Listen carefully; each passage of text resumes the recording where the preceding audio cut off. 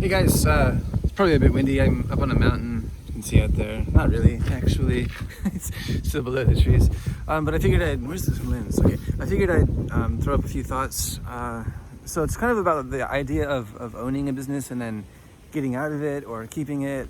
I'm a big believer that if you do own a business, you should never give that ownership up unless it's for something better, you know. So, for example, you can sell it and make a chunk of change, or get installments over a few years and just save it. But walking away from something or surrendering ownership to somebody else is generally a really, really bad idea. Unless you simply just have to close it. In that case, that's a bummer. But if it's rolling, the last thing you want to do is take a step back. Actually, here's a better spot up here. You can kind of see out there. That's northern Tokushima. Whoa, almost dropped my phone. And just out here is southern Tokushima. So what was I saying? Oh, got ourselves a... Whoa, sorry about that. I'm gonna wait till I get past this guy. It's always awkward.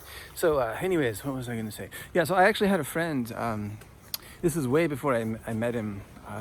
He got started with working on the internet in the early days. He's actually from the Silicon Valley area. Oh, that's a better view down there. It's kind of hard to see. There's a little that brown tower down there of mansions. That's actually where I live. It's kind of a blessing and kind of a curse because we bought it and on a 30-year loan. It has an amazing view, but the problem is property doesn't appreciate in Japan, so we'll never be able to sell it for what we paid for it, let alone more. And it's gotten really small because we were just a couple when we moved in there with a cat, and now we've got 3 kids, and you know how they are. They get bigger every year. So anyways, it's got a beautiful view, great location, so that's why it's a blessing and a curse. Anyways, so this friend of mine years ago started a business. It's kind of a niche business. What he did was basically you could send in your app to and people could fix the code for it. It's called Piece of Code, and it could be something small, like I need a sticky header on my website, or I want people to be able to register an account on my website. Basically for people who had some kind of web presence but didn't really know how to work with technology at the time. Anyways, it was quite profitable. What they did was they would get Western clients and then source it out to techs and like in India and stuff. People who were happy to work for peanuts, basically. And he was doing pretty good. And then is that the lens there? Yeah, it must be. He was doing great. It's hard to see where my eyes are going. And it's kind of a mix of stress and arrogance, where he just thought, like, you know what, I'm just going to pass it off. I'm just going to jump ship. I don't want anything to do with it. And then a few years later, he ended up going through some rather hard financial times here in Japan, largely because he just didn't really plan well. He tried to start a restaurant here in town, and it got off the ground, but it was really not making any money, and put his family into a lot of debt, and really strained his wife's emotions and patience and stuff, like big time. We're talking about like living off of savings and just stuff situation you should never ever find yourself in. And so especially as an experienced entrepreneur. So, I'm getting out of my school now. I'm happy to be doing so. I couldn't be happier, actually. I'm basically too exhausted all the time to really think about it, but just because I reach these points and I'm like, why does everything feel so heavy and hard? It's like, well, you're tired, man. Just understand that you're not really going to be able to be very productive until this April, and there's a lot to do in between then as well. I've got to do taxes for my work here in Japan, taxes for my stuff in America, and then get all the accounts for the school switched over to the new teacher, and then probably spend a day, maybe 2, cleaning out the school of all my presents, you could say. So anyways, as it goes with this guy, things are looking better for him now, but he really regretted it. I could tell he's like, yeah, I don't know why I did that, so I suppose the lesson is, if you've worked really, really hard to create something, you should really consider your exit plan carefully. You know, I think at this time this guy had a lot of experience and connections and was making really, really good money, and so he felt like you know, it's not that big of a deal. You can just, you know, start another business or whatever. But you know, things can change very, very quickly. And I know some of the guys here that watch this channel and the gals, you've built up your own schools, your own business, you know. And to keep myself motivated and kind of at least somewhat grounded, because it's hard to stay grounded, is the thought that, like, okay, what if you woke up tomorrow and your school was gone and you had no more income from it? What would that be like, you know? And so it's a very scary thought, you know, and it's happened to some people with Corona especially. Maybe not quite suddenly, but over the course of a few months they've had to close, you know, and reality sets in. It's like, wow, I don't have any money coming in. So I think having a very clear exit plan is a really good idea. And it should be something that puts you in a, hopefully, you know, if at all possible, puts you in a better position than you are now, you know.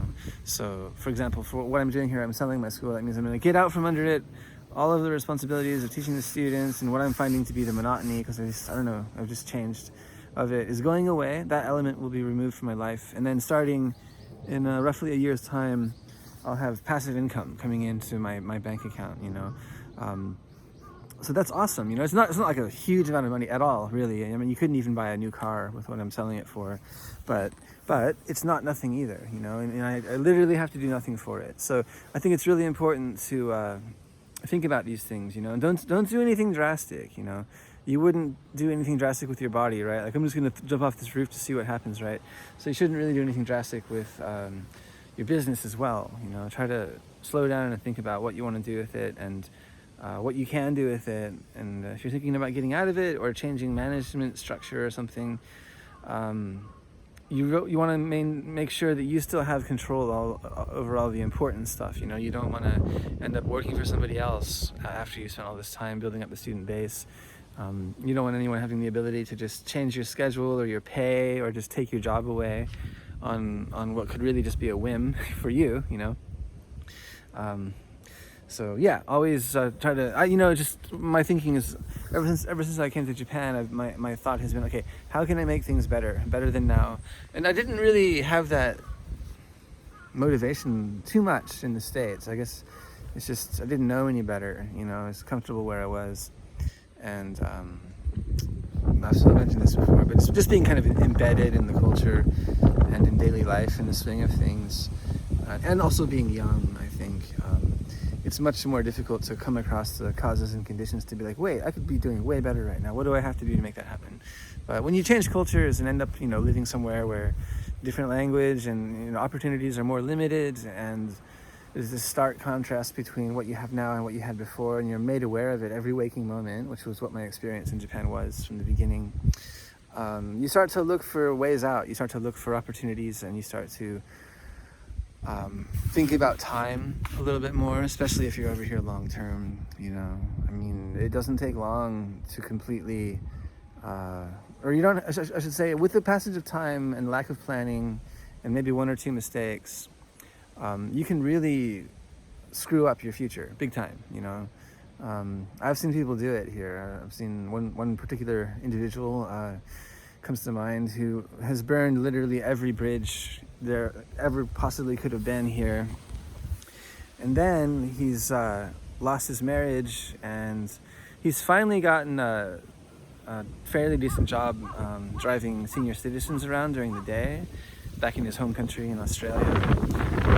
It's a big gust. It's a really windy day here. But there was a time not too long ago after he tried starting a school, but he'd never bothered to learn Japanese, and he just was horrifically impolite to everyone around him in his life, waking his neighbors up at 3 a.m. by throwing rocks on their roof and stuff. It's just a very, very bizarre human being.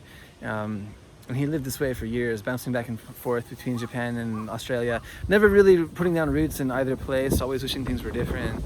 And it got to the point where he was 57 years old, divorced, no opportunities left over here, and working as a baggage handler at the airport.